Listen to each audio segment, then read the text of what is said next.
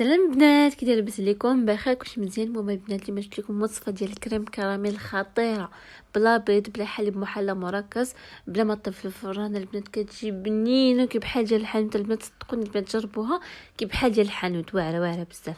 المهم في واحد الكاسرونه نحتاج نص لتر الحليب، بعد البنات واحد 3 مكونات اساسيين اللي نحتاجو فقط. ونحتاج واحد العلبه صغيره ديال كريمه الخفق السائله، وواحد الفاني هذا ديال الشينوا ولا ما اش كيسميوه ديال الفاني كيدير غير درهم.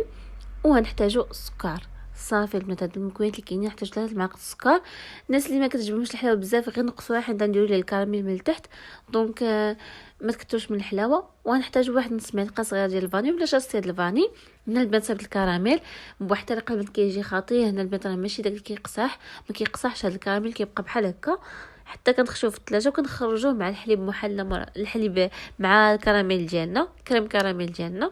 هنا البنات ندوروا على المول ديالي كامل. اللي بغيتو البنات الطريقه ديال الكراميل كتبوا تحت في الكومونتير، ولا بغيتو الطريقه ديال الفاني في الدار باش يجيكم كثير كتبوا هي كذلك في الكومونتير.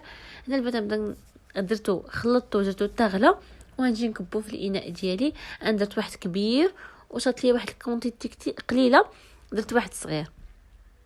كيجي البنات بنين بزاف وبارد في هذا الصيف هذا وزوين للدراري الصغار. واعر بزاف كيعجبني.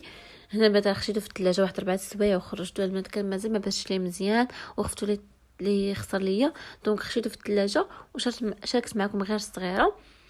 انتما البنات غنقلبها معاكم. عاد البنات كي كتجي شوفوا ملي كيشاده في راسها والكولور والمذاق البنات لا يوصف، بنين بزاف. جربوها البنات، راه ساهل دغيا كيوجد، ما فيهش لا بزاف ديال المكونات لا والو، ساهل وبسيط وبصحه وراحه.